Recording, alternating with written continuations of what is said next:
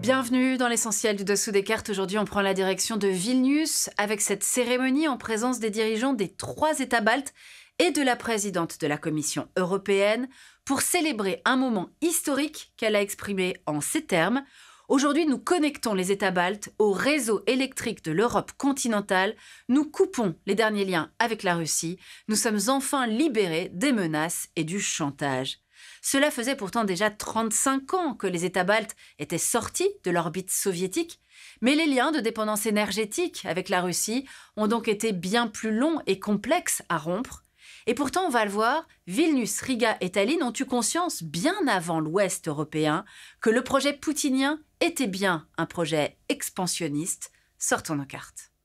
Voici l'Estonie. Elle partage des frontières terrestres avec la Russie et la Lettonie et des frontières maritimes avec la Suède et la Finlande. Sa capitale est Tallinn. Quant à la Lettonie, elle partage des frontières terrestres avec la Lituanie, l'Estonie, la Russie et la Biélorussie et une frontière maritime avec la Suède. Sa capitale est Riga. Enfin, la Lituanie, elle partage des frontières terrestres avec la Lettonie, la Biélorussie et la Pologne, ainsi qu'avec ce territoire russe enclavé, Kaliningrad, et une frontière maritime avec la Suède. Sa capitale est Vilnius.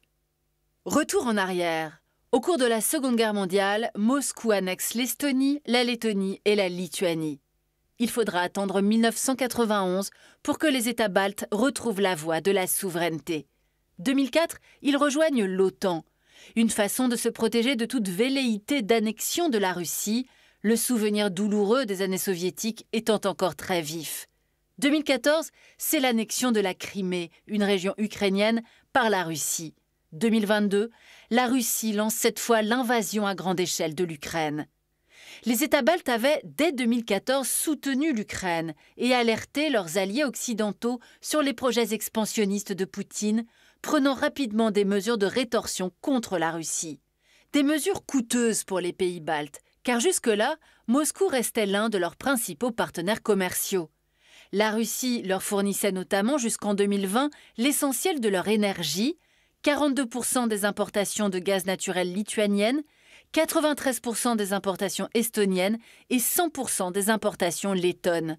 Pour compenser, les 3 pays ont misé sur une vaste interconnexion avec la Pologne et la Finlande, un terminal flottant de regazéification du gaz naturel liquide basé en Lituanie, d'importantes réserves de gaz stockées en Lettonie et l'utilisation de schistes bitumineux extraits du sous-sol estonien.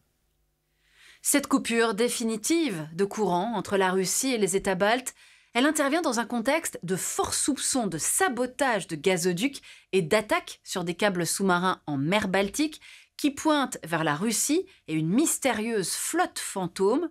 Pour renforcer la surveillance dans la zone, l'OTAN vient de mettre en place l'opération Sentinelle de la Baltique. Voilà l'essentiel du dessous des cartes, c'est fini pour aujourd'hui. À bientôt.